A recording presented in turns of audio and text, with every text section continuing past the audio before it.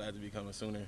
And I remember when I was at TCU and I was playing against y'all, and it was just this felt just like the right place to come to.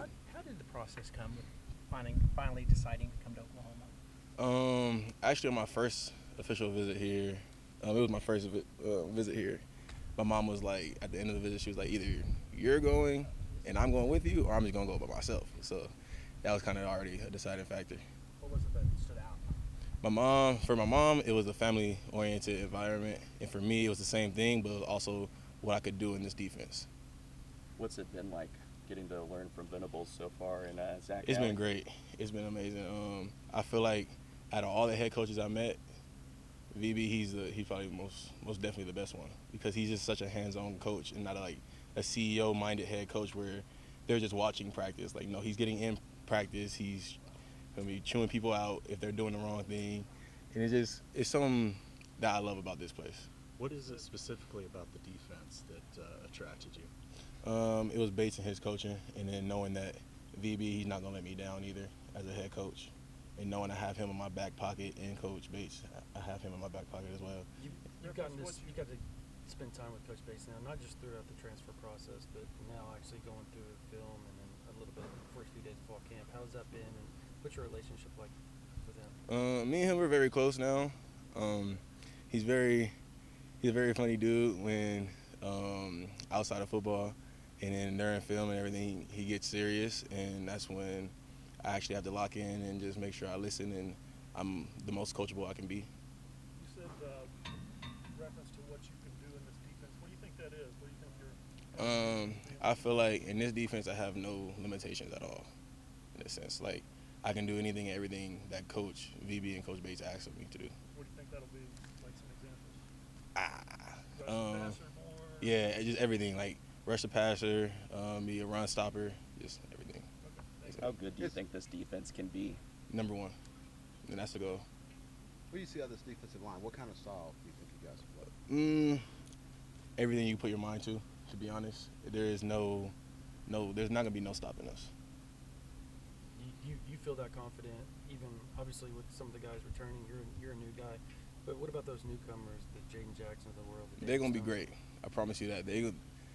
I'm so excited to see them play too. It's just like, it gives me chills right now talking about it, because knowing that OU is in their hands in the next coming couple of years is going to be something amazing. What are some examples of things you've seen from those guys on the field early on? I know we're early in camp, but have they done anything that's really kind of blown? They're just doing a lot of things that veterans can do, and it's just like me and them. We still have to learn the playbook and everything like that, but it's just seeing the skill level and the talent that they have at such a early age. It's amazing. Without going into specifics, obviously learning the playbook here under Brent Venables and Zach Alley, what's that like in comparison to what you were used to at obviously TCU?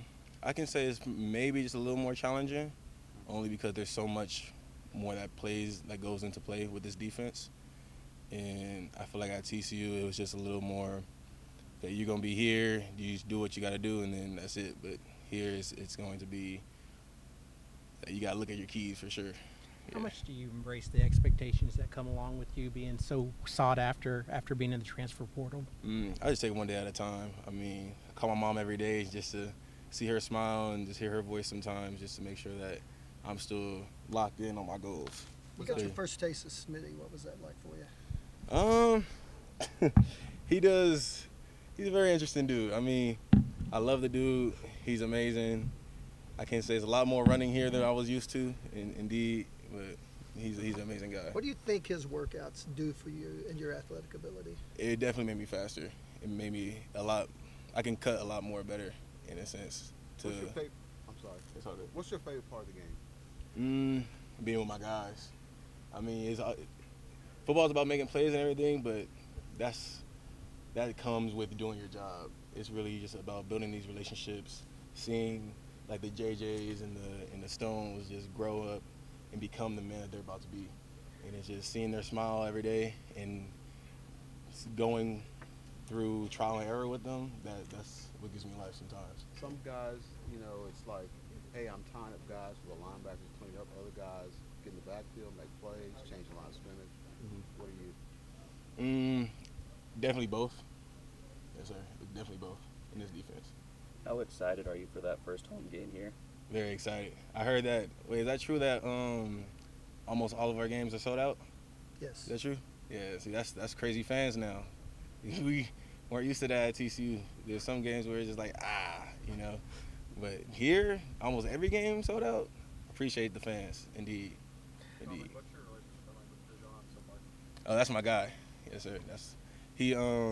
When I moved in, he was the one that came and visited me, just to let me know that he got my back, whatever I need. Let's see. And my mom was there when I moved in as well, so he talked to her. It was great vibes. What have you learned from him so far? Everything I need to know. Yes, sir. Dijon is a post-spring portal edition. Have you guys talked about what that's like to kind of get up to speed through the summer and fall without having spring practice? Yes and no. I mean, he helped me to like it's a simple defense. Once you actually break it down and put all the plays into families and everything like that, it's yeah. So. Dominic, the offensive line of this team is being talked about as a question mark. You go against them every day. Kind of talk about that group. And They're going to be great. Yes, sir. Without a doubt. So all those doubts about our O-line, y'all can just stop that because I'm telling you, this defense and this offense is going to be something surprising. What have you seen from Branson? Oh, he's gonna be good. He's a very quick center, and he's very smart too. And once he get his power with his speed, yeah, he's a great center. You played him last year. What was that like? Can't lie, me and him, we hated each other. But I'm glad we're on the same team now, and we get to go against each other in practice every day. You've gotten you're a newcomer. You're still a new guy here. Obviously, what 2, 3, 4 months you've been around here. But how has the team, I guess, looked at you as far as like maybe a leadership role at this point? I can say that Smitty, he definitely threw me in the fire and having to take a leadership role. But having this team just embrace me with open arms as soon, like from day one, VB had me get up on the podium and speak to them. And me, I get a little nervous when I have to speak publicly. I start sweating and they were just like laughing, but they're like, it's all good, bro. Just take your time, do what you got to do. And just having them behind me, it's just, I love it. What about Grayson? How's Grayson been? Your He's been relationship with good. him? What's he been like on the So field? me and him, we actually knew each other in high school. Okay. And we went to a rival camp together and everything like that.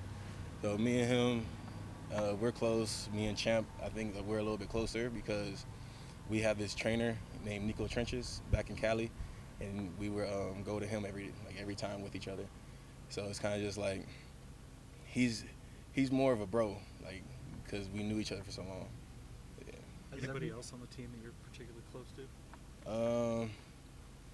I would say honestly all the D-line, for real, because it's like I was blessed enough to have someone at TCU to have him take me under his wing and tell me the wrongs and the rights and the do's and don'ts of college and college football. So that's what I'm trying to be to JJ and Stone, because it's like my goal is to give back as well, and that's what I'm trying to do. Who was that for you at TCU? Sony Misi, number 99, and number 71, Marcus Williams. Has this Yeah. process of transferring here, adjusting to the defense, has it been about what you expected? What has been different from what you expected? It's been maybe a little bit tougher than what I expected, only because I thought I can come here and then get the defense right away, but that's not the case. It's a lot that goes into the defense.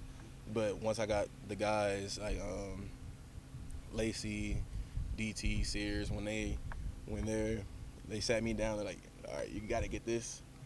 Sat me down, told me everything I needed to know. I'm like, okay, so it's a little more simpler in my head now than what it once was. Having Lacey, he obviously isn't playing anymore, but what's that like?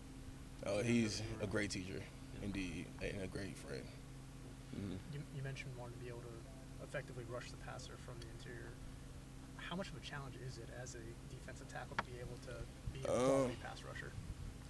It's a little challenging, but once you get your keys and your alignments and everything, it becomes a lot more simpler in a sense, because it's a game of just space. That's what football is. So it's like once you see the running back is in a certain position, that's how you know that sometimes the offense is going to slide a certain way, and that's when you got to adjust your body and your alignment to get to where you got to get to. How much do you think it can improve a defense when you can get an effective pass rush down the middle? A lot, indeed. When you made the decision to go to OU, which coach did you tell, and what was the reaction on the other side of that phone? Definitely Bates first. I told Bates, and then he was going nuts. He was going nuts. Then next that I found out was Coach VB, and that's when he sent me that picture of him in the 52 jersey, and that's actually my Twitter. I think what is it? Is it like a little header? Yeah, the header. Yeah. You talked about that game last year. What do you remember from being I remember the fans going crazy. It was this one fan in particular that just kept talking. Like, he just kept talking mess. Okay. And then one thing that stood out to me, I think it was like maybe third or fourth quarter. He was like, 5-2, we need a D tackle. Come home, baby. And I'm like, man, I'm never coming here. Like, oh, what? Forget y'all. But then I saw Champ and Champ is Ashton Sanders, 55, and then Grayson, and we just talked, and I'm like, damn. So like, it could be a move, but I don't know, man. I don't like y'all right now. When did you first seriously sort of entertain that thought and that idea? Me and my mentor, we spoke, I think, around spring, like the beginning of spring ball, and then he was just like, I mean, if you make the decision, I'm 100% with you all the time. Just know you can't go back on it, though.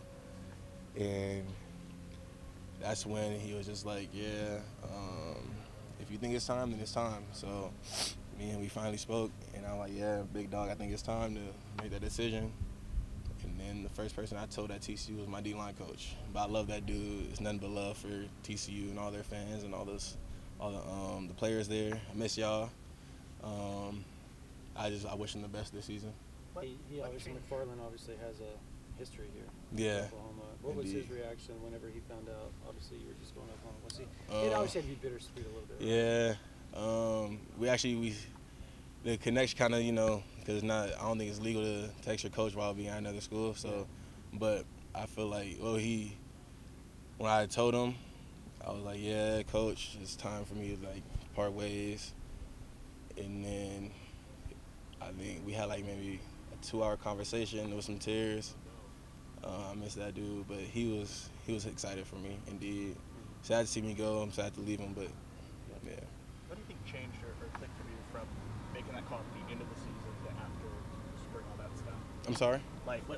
How did that process kind of evolve? Because a lot of people make that call right in December as opposed to... Nah, so originally it was because Coach Gillespie, what happened. And once I heard that news, I would talk to a whole bunch of the defensive players. I'm like, well, what are y'all gonna do? 'Cause I wanted to stay for the longest, and then I'm like, even now I'm like, damn, it's crazy to see that I'm not in purple no more. So, but I'm glad to be in this crimson and cream. It was just, I didn't make that decision in December because of the love I have for my players. So I'm a real relationship type of guy, and it's like I'd rather stick it out with them than go somewhere else. But then seeing what I felt like I couldn't, produce what I was most capable of producing, that's when I was like, yeah, it's probably time to go. We need to wrap it up with Dominic. I guess the final question is, whenever you entered in the portal, did you expect just the attention that you got? No, my mentor, he was like, okay, are you ready? Are you sure you're gonna be able to do this? It's gonna be some sleepless nights. I'm like, are you sure about that? I don't see what you're talking about at all. He's like, watch, I promise you. And then once they finally announced it, I'm talking about my phone glitched out, powered off by itself. It was just going crazy. And then I'm like, Mom, I don't know what to do, because she's my rock. Her and my grandma and my little brother. I don't know what to do, Mom. This is just too much attention, because I don't like attention. That's one thing I don't like. But she was like, Dom, this is what you deserve. This is what you work so hard. All those 3-hour drives and 3-hour drives back to practice and the camps and everything. This is what you deserve. So just embrace it, love it. Take those visits that you didn't get to take when you were in high school. and this is the time where you can show your little brother what football can do for him. So that's why I got to go so hard, because my little brother, I got to make sure that he knows right from wrong, and he sees what football is able to do for him in his career. Appreciate you